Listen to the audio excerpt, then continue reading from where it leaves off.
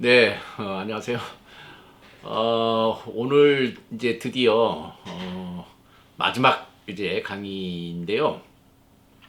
오늘은 이제 장소를 좀 변경해가지고 저 개인적인 연구실에서 이렇게 찍게 됐습니다.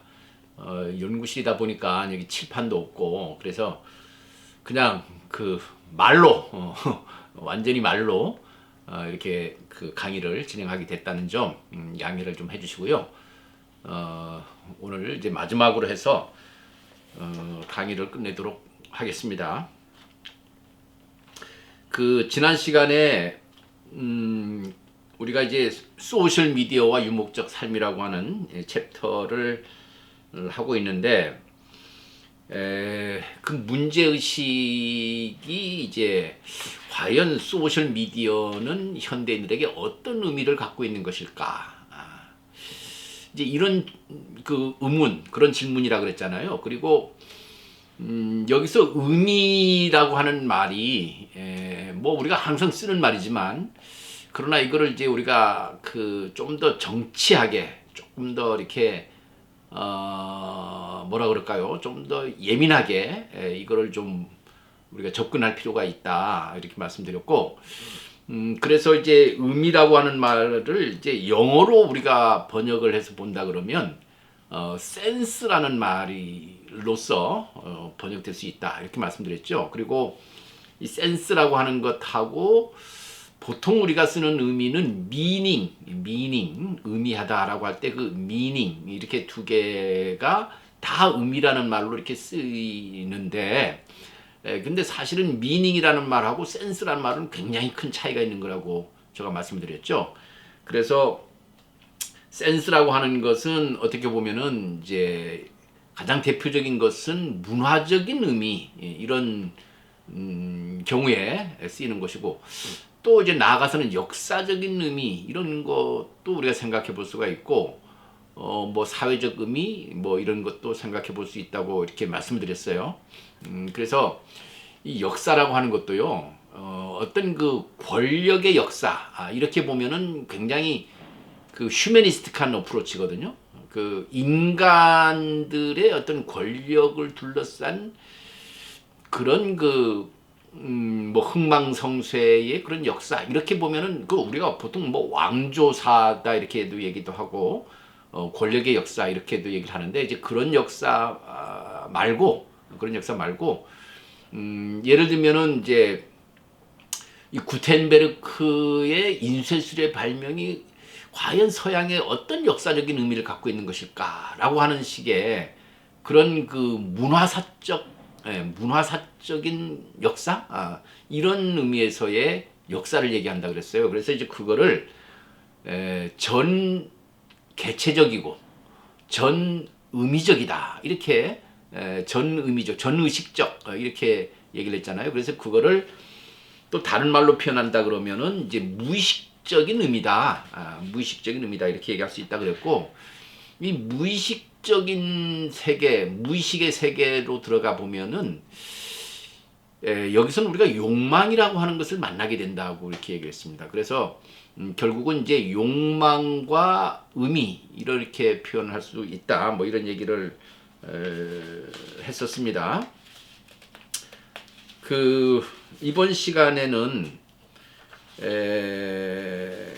그 지난번에 이어서 사람들이 왜 소셜 미디어를 이용하는가라고 하는 이런 주제를 가지고 이제 지난번에 마지막 시간에 또 얘기를 했는데, 역시 이 이용하는가, 왜 사람들은 소셜 미디어를 이용하는가라고 하는 이런 표현 속에서도 역시 이용한다는 게 무슨 의미냐, 이제 이런 것들이 우리가 이제 그 학문적으로 세상을 보려면은 모든 개념 하나하나가 범상치가 않아요. 그러니까 우리가 그냥 일반적으로 알고 있는 그냥 뭐 사용하면 사용이지 이렇게 생각할 수가 있는데, 학문적으로 놓고 보면은 그렇게 그렇지가 않습니다. 그래서 여기서 이제 이용이라고 하는 개념도 우리가 보통 생각하는 것은 어떤 그 용도, 어떤 용도의 개념으로 자꾸 이렇게 접근한다 그랬잖아요. 그래서 이거를 가지고 어디다가 써먹을 수 있을까라고 하는 식으로 이렇게 접근하는 겁니다. 근데 이제 이런 식의 그 용도라고 하는 개념으로 접근하는 것은 예를 들면 누가 어떤 뭐 도구를 어떤 목적으로 이걸 이용한다 이런 얘기거든요. 그래서 이거는 이제 우리가 이제 그 의미를 센스의 입장에서 접근한다 그랬잖아요. 그러니까 그게 무의식적인 거라 그랬죠. 그러니까 근데 이 용도, 사용, 사람들이 왜 이것을 어떤 목적으로 이것을 이용하는가 하는 거는 굉장히 의식적인 행위잖아요. 내가 이 도구를 가지고 어떤 목적에다 이걸 써야 되겠다라고 아주 그렇게 아주 생각 혹은 의식 이런 것을 분명하게 가지고 이거를 이용하는 겁니다. 그러니까 이거는 센스에 맞지가 않죠. 그러니까 그거는 오히려 미닝에 맞는 거잖아요. 그래서 이런 식의 접근 방식이 이제 일반적입니다. 그 사람들은 문화적인 의미에 대한 관심을 갖기보다는 이렇게 구체적으로 요 매체, 요 도구, 이 기계 이걸 가지고 어디다 써먹을까라고 하는 식으로 그런 관심만 보통 갖거든요. 그래서 이제 그런 거에 대한 연구가 사실은 많이 있습니다. 대표적으로는 뭐 이용과 충족이라고 하는 뭐 그런 그 이야기가 있어요. 그러니까 사람들이 어떤 동기로, 어떤 생각으로 어떤 매체를 무슨 목적으로 쓰는가라고 하는 이제 이런 거에 대한 관심인 거죠. 그래서 이제 이 이용과 충족이라고 하는 그 접근이라 그러는데 이 접근에서 가장 그 문제가 되는 것은 그 동기예요. 왜 사람들은 왜 이걸 썼을까? 왜 이거를 이 도구를 이용할까라고 하는 그 동기에 대한 관심인 거죠. 근데 이 동기라고 하는 게 동기라고 하는 게 그 이 동기라고 하는 것은 어떻게 보면 말이죠. 내가 구체적으로 어떤 목적으로 이걸 쓰겠다라고 하는 아주 의식적인 행위도 동기가 되고요. 그러나 그 말고 예를 들면 굉장히 본능적인 것도 있거든요.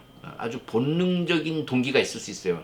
내가 특별하게 의식해서 뭘 이렇게 하는 게 아니라 아주 본능적인 동기 이런 것도 있거든요. 그러니까 왜 이렇게 동기가 본능적인 것이 있고 또 아주 의식적인 동기가 있고 그 두 개로 이렇게 구성된다고 볼 수가 있는데 이것은 왜 그러냐면은 인간이라고 하는 게 이제 보통은 이제 본능에 따라서 행동하는 것을 우리가 인간이라고 이렇게 얘기하기보다는 그런 동물적인 거라 그래요. 그래서 동물적 본능이라고 그러죠. 그러니까 본능에 충실한 삶을 살아가는 것은 대단히 동물적인 거라고 보는 것이고 우리 인간은 의식적으로 살아가니까 설령 그 본능이 있다고 하더라도 그 본능에 충실하게 따르는 것이 아니라 그 본능을 좀 자제하기도 하고 또 본능을 숨기기도 하고 뭐 이런 식으로 혹은 본능을 극복하기도 하고 이런 식으로 되잖아요. 그래서 우리는 이 경우에도 이제 동기를 본다고 했을 경우에 동기라는 것은 여기서는 이제 인간과 이제 어떤 동물 그 경계선에 있는 거죠. 그 경계선에 있는 동기를 우리가 보는 게 되는 겁니다. 그래서 이거는 인간과 동물이 이제 경계선이라는 말은 같으면서도 다른 지대다 이렇게 얘기를 해요. 인간과 동물이 같으면서도 그러나 인간과 동물이 다른 그 지대, 그 지점 이것이 이제 우리가 동기에 대해서 이제 문제가 되는 거거든요. 그래서 과연 그러면 인간과 동물의 그 같으면서도 다른 지점이 뭐냐 하는 거죠. 그래서 이제 그거를 이제 다른 말로는 역시 그걸 이제 욕망이라고 표현을 합니다. 욕망. 그래서 인간에게는 동기인데 그 동기가 본능적인 동기도 있고, 그러나 본능적이지 않은 그런 동기도 있고, 그러니까 동물적이면서 동물적이지 않은 것, 동물적이지 않으면서도 동물적인 것, 인간적이면서도 인간적이지 않은 것, 요런 아주 애매한 지대가 있는데 그 지대를 우리는 보통 이제 욕망이라는 표현을 쓰게 됩니다. 욕망. 그래서 이제 아까 그 이제 센스를 얘기를 하면서 이제 무의식적인 센스라 그러는데 그 무의식적인 센스는 결국은 이제 인간의 욕망에 관한 문제가 된다 이거죠. 그래서 이제 이 욕망의 차원에서 우리가 결국은 이제 그 소셜 미디어를 이제 바라보는 거죠. 이게 우리가 문화적인 의미를 규명해 나가는 그런 일이다 이렇게 말씀드릴 수가 있는 겁니다. 그런데 이 무의식적 욕망 이게 이제 문화의 어떤 잠재적 에너지라 그랬잖아요. 포텐셜 에너지, 잠재적 에너지. 그래서 이 문화적인 욕망, 문화적인 의미 혹은 그게 이제 무의식적인 욕망 이런 것들인데 이 무의식적인 욕망에 대해서는 이런 영역의 성격, 특성 이런 것을 먼저 밝힌 사람은 이제 프로이트라는 철학자가 있어요. 이게 철학자라기보다는 정신분석학자라고 그러죠. 그래서 이제 이 프로이트라는 분이 인간에게는 의식적인 그런 여러 가지 행동이라든가 이런 것도 있지만 그러나 사실은 그 밑바닥에 보면은 무의식의 세계가 이렇게 자리 잡고 있다. 동물들에게는 없는 특징이죠. 인간들의 갖고 있는 특징이 이제 무의식적인 욕망이다. 이런 것들을 얘기를 했거든요. 그래서 이제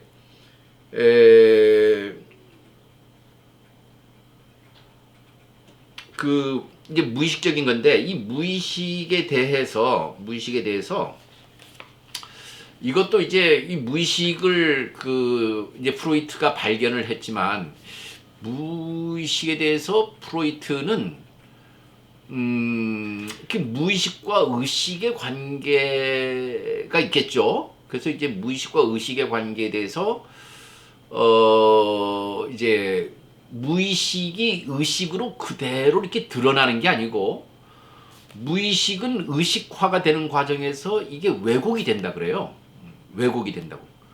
그래서 그대로 자신의 무의식을 사람들은 보여주면은 이제 저 사람은 어떤 무의식을 가지고 있구나 이걸 쉽게 알 수가 있겠죠. 그러나 이 무의식이라는 게 항상 이렇게 왜곡, 변질, 아무튼 어떤 변형된 형태로 이렇게 의식으로 드러나기 때문에 저 사람의 무의식의 성질을 이해하려면 좀 전문적인 그런 아무튼 그런 지식이라 그럴까 이런 것들을 갖고 있어야 된다는 거죠.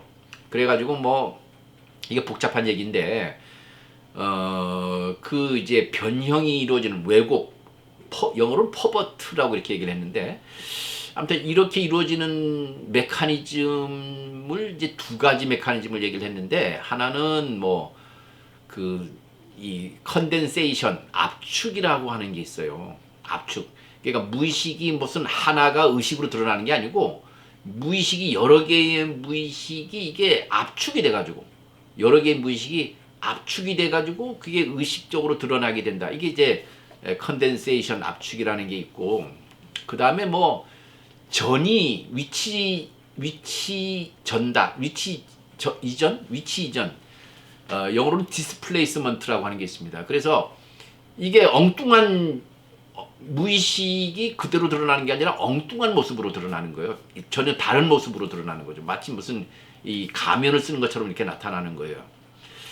그렇게 이제 무의식이라고 하는 게 나타나게 되는데 나타나는 대표적인 현상을 꿈이라 그랬죠. 그래서 꿈을 분석해 보면 그 사람의 무의식의 세계를 접근해 볼 수 있다라고 하는 게 이제 프로이트의 생각이거든요. 그런데 이런 입장이 물론 있지만 이런 입장에 대해서 우리가 이제 살펴보려는 이 둘레즈와 가탈이라는 사람은 그게 아니다라고 봤어요. 그게 아니고 무의식은 이제 둘레즈식으로 얘기할 것 같으면 하나의 극장이라는 거거든요. 꿈의 극장. 이제 우리가 극장에 가면 영화를 보잖아요. 그런 것처럼 이거는 마치 영화처럼 나타나는 것들인데 이것은 하나의 이 무의식이 변형돼서 나타난 어떤 연극, 극장의 모습이다 이렇게 봤는데 둘레즈하고 가타리는 그렇게 본 게 아니라 무의식은 하나의 팩토리다 이렇게 얘기했어요. 팩토리, 공장이라는 얘기죠. 그래서 무의식이 뭐 아무튼 다양한 것을 만들어낸대요. 의식을 만들어내는 거죠. 의식을 아무튼 의식 세계를 무의식의 세계가 이렇게 작동을 해가지고 의식 세계를 만들어낸다는 거죠. 다양한 모습으로. 그래서 이거는 오히려 팩토리다 이렇게 보는 게 맞다는 거죠. 그래서 이 욕망이라고 하는 것은 끊임없이 뭔가를 만들어낸대요. 그래서 그걸 이제 생산이라고 합니다. 생산. 그리고 이 생산이라는 말 때문에 이거는 공장이 맞다는 거죠. 공장에서 뭔가 만들어내잖아요. 생산해내잖아요. 그런 것처럼 우리 몸에는 무의식이라는 공장이 있다. 그래서 그 공장에서 다양한 어떤 이 표상이라고 할 수 있는 이런 것들을 이제 만들어내게 된다라고 이렇게 둘레즈는 얘기를 하고 있습니다. 이제 그런 거에 관한 얘기가 교재에 뭐 이제 199쪽에서부터 시작해서 이제 200쪽까지 그런 얘기가 쭉 이렇게 나와 있습니다. 그러면서 이제 그러면 과연 이 매체라는 거는 이제 어떻게 볼 것인가, 라고 하는 거를 다음에 다루고 있는데 여기에 보면은 이제 201쪽의 그 소제목이 매체 도구인가 무기인가, 매체는 도구인가 무기인가 이런 제목을 달아놨어요. 그래서 이 그 매체가 도구라고 하는 것은 이제 쉽게 그냥 직설적으로 얘기한다 그러면 프로이트가 바라보는 방식은 도구적으로 바라보는 것이고요. 둘레즈와 가타리가 바라보는 방식은 무기적으로 바라보는 거예요. 그냥 아주 단순화해서 우리가 설명을 한다 그러면, 근데 이제 그게 도대체 무슨 의미를 가지고 있는 건지 이런 것들을 이제 우리가 좀 알아봐야 되겠죠. 이 매체라고 하는 거에 대해서 이제 매체인데 특히나 소셜 미디어에 지금 관한 얘기입니다. 그러니까 소셜 미디어하고 일반 대중 매체, 매스 미디어하고 이렇게 비교를 해보면 보통 이제 매스 미디어라고 하는 거는 우리가 전통적으로 알고 있는 매체죠, 미디어죠. 그러니까 이 미디어는 어떤 기능을 갖느냐 하면은 정보를 전달한다 이런 것들이잖아요. 메시지를 전달한다. 뭐 의견이라든가 메시지라든가 이걸 공유하기도 하고 전달하기도 한다. 이런 의미가 있잖아요. 뭐 여론을 조성한다든가 뭐 이런 것들도 거의 뭐 비슷한 어떤 메시지를 전달을 통해 가지고 여러 가지 의견을 표명하고 그에 따라서 생각이 바뀌기도 하고 이런 것들이 새로운 뭐 어떤 생각이나 태도가 생기기도 하고 이런 것들이 이제 보통 일반적으로 알고 있는 매체에 관한 얘기죠. 근데 이제 소셜 미디어를 이용하는 사람들을 우리가 자세히 보니까 이 소셜 미디어를 이용하는 사람들은 그렇게 정보를 전달하거나 공유하기 위해서 소셜 미디어를 이용하는 거라기보다는 뭐냐면 주로 사회적인 친분을 유지하고 그 다음에 이 친분, 인간관계를 확대하기 위해서 또 자신의 영향력을 높이기 위한 수단으로 이용한다라는 것들이 드러났어요. 우리가 흔히 얘기할 때 뭐 인플루언서라는 말을 쓰잖아요. SNS 같은 경우에 그 인플루언서라고 하는 게 결국은 자신의 어떤 그 사회적인 영향력, 많은 사람들한테 내가 어떤 영향을 끼칠 수 있는 그런 아주 강력한 수단으로 소셜 미디어를 이용한다는 거죠. 그래서 전통적으로 우리가 알고 있는 그 매스 미디어하고는 굉장히 다르다 이거죠. 그래서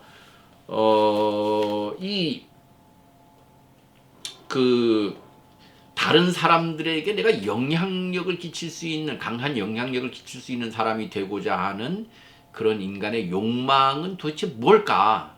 어떤 것일까? 이제 이런 것들에 대해서 우리가 이제 생각을 해보게 된다는 거죠.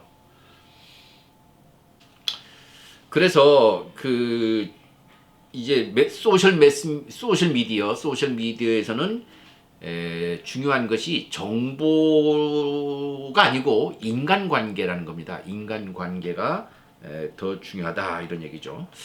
근데 사람이 이제 인간관계를 확대해서 자신의 영향력을 확대하고자 하는 그 욕망을 우리가 어떻게 봐야 될 것인가 하는 이런 얘기입니다. 이걸 어떻게 봐야 될 것인가 하는 이런 얘기예요. 이 욕망에 대해서 말이죠. 들레주와 가타리는 두 가지 성격을 가지고 있대요. 하나는 뭐냐면은 지배하려는 욕망이죠. 남을 이제 통제하려는, 남을 이렇게 내 사람으로 만들고, 그걸 이제 포획이라고 그랬어요. 포획하고 남을 내 뜻대로 이걸 주물럭거릴 수 있는, 통제할 수 있는, 하고자 하는 그런 욕망. 이거를 포획과 통제의 욕망이라 이렇게 얘기를 했습니다. 그런데 이제 욕망 중에는 그런 욕망만 있는 게 아니고 이 통제로부터 벗어나고자 하는 욕망이 있다는 거죠. 자유를 위한 갈망, 이런 것들입니다. 이것을 다른 말로는 이제 탈주의 욕망이다 이렇게 얘기했어요. 탈주, 이제 벗어나려고 하는 거죠. 탈주의 욕망, 자유의 욕망, 이 두 가지 욕망이 다 있다는 겁니다. 그런데 이 지배의 욕망, 통제의 욕망과 탈주의 욕망, 이렇게 이제 크게 나눠보면 욕망을 두 가지로 나눠볼 수 있는데, 여기서 말이죠, 이 통제와 지배, 포획과 통제에 대한 욕망이 대표적인 집단 혹은 기관이 뭐냐 하면은 그게 국가래요. 국가. 국가. 이걸 이제 국가기구라고 그럽니다. 국가기구. 이 국가라고 하는 거는요, 이제 뭐 이것도 국가가 왜 만들어졌냐? 이것도 이제 복잡한 문제겠죠. 그러나 이제 우리가 전통적으로 알고 있는 것은 사회계약론이라는 게 있잖아요. 국가가 만들어지지 않았을 때, 그때는 우리가 그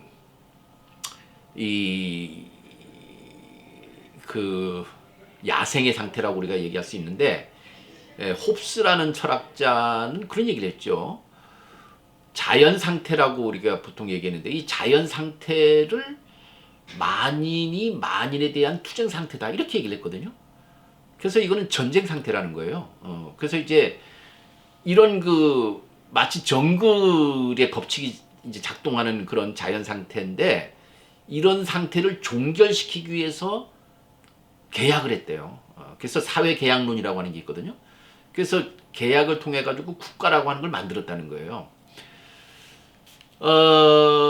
그래서 이제 이 국가라고 하는 것은 그렇게 계약에 의해서 만들어졌다 이렇게 보통 얘기하는데, 근데 정말로 국가가 계약에 의해서 만들어진 국가가 몇 개나 있을까요? 대부분의 국가는 말이죠. 이제 자기가 지배를 하고 난 다음에 그 지배를 관철시키기 위해서 국가를 만드는 경우가 태반인 거죠. 그래서 옛날부터 국가의 가장 큰 관심이 뭔지 아세요? 국가의 큰 관심은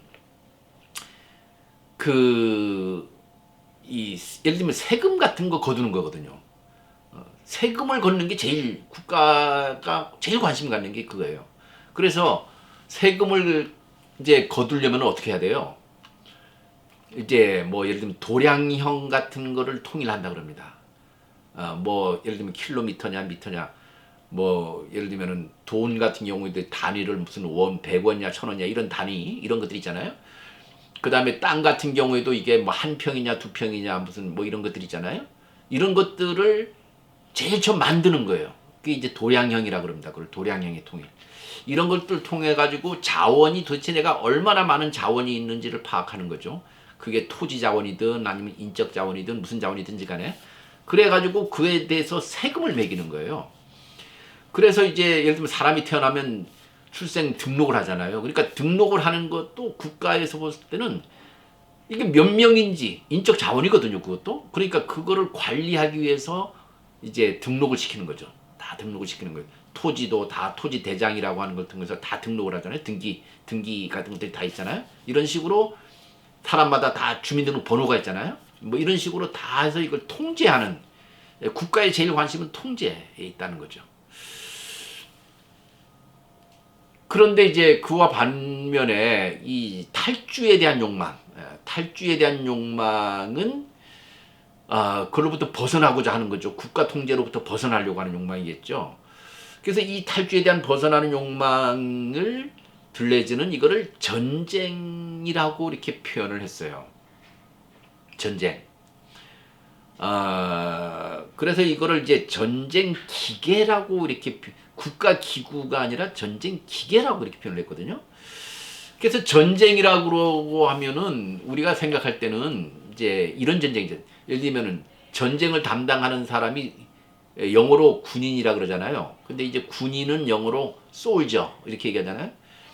이 솔저는 국가에 속해 있는 군인이잖아요. 우리가 군인이라는 거는 그런 거예요. 근데 이 둘레즈가 얘기하는 전쟁은 그런 전쟁이 아니고 워리어, 영어로는 워리어, 이걸 우리가 전사라 그럽니다. 전사. 전사는 국가 뭐 솔저도 군 전사다 이렇게 볼 수는 있죠. 그렇게도 볼 수도 있는데 그러나 전사는 뭐 다양한 형태의 전사들이 다 있어요. 예를 들면은 뭐 게릴라전을 펼치는 사람이 당연히 전사라고 이렇게 얘기를 하죠.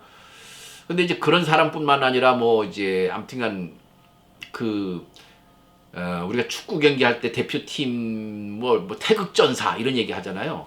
그러니까 태극전사 이렇게 태극 군인이 아니고 태극전사잖아요. 그러니까 그런 전사, 이 전사라는 개념은 전사가 수행하는 걸 여기서는 전쟁이라고 그랬어요. 그러니까 군인이 수행하는 거는 그런 전쟁이라기보다는 전투에 가깝고요. 전투에 가까운 것이고 이 전사들이 수행하는 것을 전쟁이라고 그랬어요. 이 전쟁은 어떻게 보면은 그런 꼭 그 물리적인 전쟁뿐만이 아니고 아까 이제 스포츠 선수들이 최선을 다해서 하는 것도 태극 전사처럼 이렇게 되어 있는 거고요. 그것뿐만 아니라 최선을 다해서 자기가 이렇게 독립적이고 자유로운 인간이 되기 위해서 노력하는 거, 분투하는 거, 이걸 우리가 다 전사라는 개념으로 쓰고 있는 거예요. 그러니까 우리 인간이 자유로워지고 싶잖아요. 돈으로부터도 자유로워지고 싶고, 권력으로부터도 자유로워지고 싶고, 뭐 여러 가지로부터 우리가 자유로워지고 싶은 인간의 욕망이 있잖아요. 그 자유로워지고 싶은 그 욕망을 이제 실천에 옮기기 위해서 분투하는 것, 이걸 다 전쟁이라고 그랬어요. 전쟁. 그래서 이거를 이제 전쟁 기계 이런 식으로 표현을 했거든요. 그러면서 예를 들면 대중매체라고 하는 매스미디어라고 하는 거는 국가 기구에 속하는 것인데 반해서 소셜미디어라고 하는 것은 전쟁 기계에 속한다. 이렇게 얘기했어요. 그러니까 우리가 이제 매스미디어라고 하는 신문과 방송 이런 것들은 국가 기구예요. 그래서 뭐 예를 들면 공적 기구 이런 것도 있잖아요. 뭐 공영방송 뭐 이런 얘기들을 하죠. 그리고 이제 국가에 의해서 아무튼간 뭐 국가에 등록도 해야 될 뿐만 아니라 국가로부터 많은 지원을 받기도 하고 또 법률적으로 많이 보호받기도 하고 뭐 이런 개념들이고요.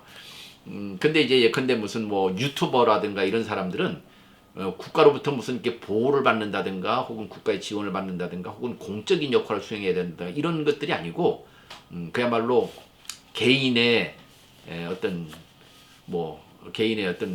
그 꿈이라든가 아무튼 개인적인 욕망이라든가 이것을 실현시키기 위한 하나의 도구로서 이제 그런 소셜 미디어를 사용하는 거라고 볼 수가 있는 거죠. 그래서 매스미디어하고 소셜 미디어는 전혀 다르다 이렇게 보는 겁니다. 그러면서 이 전쟁을 수행하려면은 뭐가 있어야 돼요? 무기가 있어야 되잖아요. 이제 웨펀이라고 하는 무기가 있어야 되는 거예요.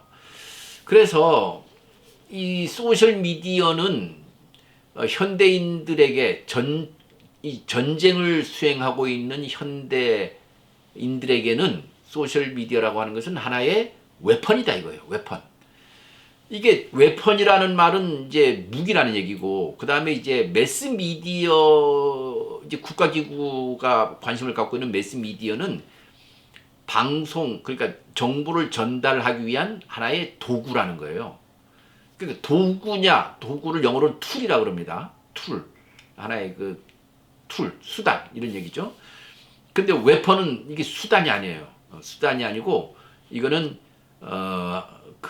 그 자체가 어떻게 보면은 전쟁을 위해 수행하는 수단이라기보다는 그거는 이제 전사와 웨펀의 관계는 일심동체와 같은 거죠. 아주 유능한 그 워리어 전사는 자신의 몸이 무기가 되는 거예요. 몸 자체가 무기가 되는 거고요. 무기도 자기 몸처럼 쓰는 거죠. 이건 하나의 도구라기보다는 그냥 자기와 일체화가 되는 거예요. 그래서 이제 도구냐 웨펀이냐, 여러분들도 한번 생각을 해보시기 바랍니다. 여러분들이 이제 스마트폰을 쓰고 있고 다양한 소셜 미디어를 쓰고 있는데, 여러분들은 그 소셜 미디어를 도구로 쓰고 있는 건가요? 아니면 웨펀, 무기로 쓰고 있는 건가요? 이렇게 얘기하는 거죠. 그러면서 오늘날 이 디지털 미디어 시대, 소셜 미디어 시대에는 이 정보를 전달하기 위해서 소셜 미디어를 이용하는 것이 아니라 자신의 영향력을 높이기 위해서 현대인들에게 아주 강력한 삶의 무기, 어떤 많은 경쟁 속에서, 치열한 경쟁 속에서 내가 그 경쟁력을 높이기 위한 하나의 강력한 무기를 내가 하나 가졌다. 이런 측면에서 소셜 미디어를 이용하는 사람, 이렇게 있는 거죠. 그래서 이제 여러분들은 아무튼 어떻게 쓰고 있는지 모르겠어요. 그 들레즈와 가타리는 뭐 당연한 이제 우리가 그 짐작을 해볼 수가 있겠지만 소셜 미디어를 무기로 써야 된다, 이제 이런 얘기예요. 무기로 써야 된다. 웨폰으로 써야 된다. 이걸 툴로 써서는 곤란하다. 툴로 쓰는 거는 시대에 맞지 않다. 이렇게 보는 겁니다. 그래서 사람들은 보다 더 강력한 그런 스마트폰이라든가 이런 디지털 기계를 내 몸에 장착하고 다니려고 그래. 그게 이제 자기한테는 엄청난 자신의 파워를 높여주는 거죠.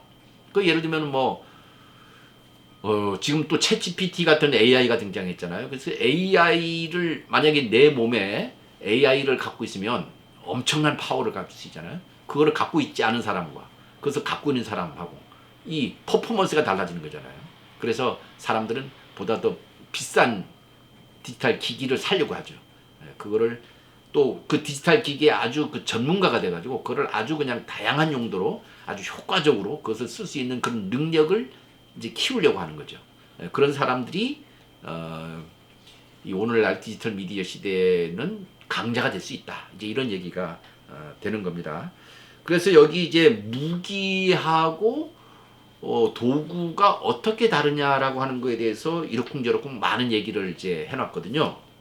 그래서 한번 여러분들이 한번 읽어보시기 바랍니다. 이거 아주 재미있는 내용들이 많이 들어있어요. 이제 마지막 시간이기도 하고 시간도 다 됐기 때문에 이걸 내가 다 할 수는 없고요. 여기 이제 이런 얘기가 있습니다. 이제 교재 206쪽인데요. 제일 206쪽 제일 마지막 패러그래프입니다. 뿐만 아니라 도구가 이동과 관련되어 있고 무기가 속도와 관련되어 있다. 도구는 이동, 무기는 속도와 관련되어 있다. 이 앞에 이제 그런 얘기가 자세히 나오니까 한번 봐시기 바라고, 같은 맥락에서 도구는 노동과 관련되어 있고 무기는 자유행동과 관련되어 있다. 이런 얘기가 있고, 그래서 도구를 쓰는 사람은 이제 노동한다라고 하는 그런 의미가 있거든요. 예를 들면 우리가 삽 하면 농기구잖아요. 그 삽을 이용해서 땅을 파는 거잖아요.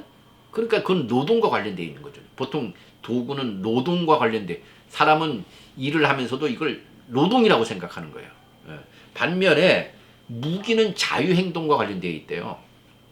무기는 말이죠, 나의 행동을 자유롭게 할 수 있는 강력한 어떤 이제 무기죠. 그래서 나로 하여금 자유롭게 내가 자유롭게 행동할 수 있도록 해주는데 필요한 게 바로 이제 무기라는 겁니다. 그래서 이제 우리가 아까도 이제 전사들을 얘기를 했는데, 전사들은 자신의 몸 자체가 무기가 될 수 있다 그러잖아요. 그러니까 이 단련된 몸 자체가 나를 자유롭게 해주는 거예요. 자유롭게 해주는 거예요. 그래서 이제 이제 우리가 자유롭고 싶으면 그렇게 아주 훈련된 그런 몸이 필요한 것처럼 기계도 아주 이제 우리가 그 기계에 능숙하게 돼가지고 그 기계를 아주 기계를 다루고 기계를 쓰는 게 재미가 있어야 되는 거죠. 이거를 막 노동한다 이렇게 생각이 들면 안 되는 거예요. 예를 들면 인플루언서가 되는 것도 있잖아요. 인플루언서가 노동을 한다고 생각을 하면은 이건 굉장히 괴로운 일이 되어버리는 것이고, 그러면은 일 자체가 재미가 없겠죠, 당연히. 아주 노동이 돼버리는 거니까.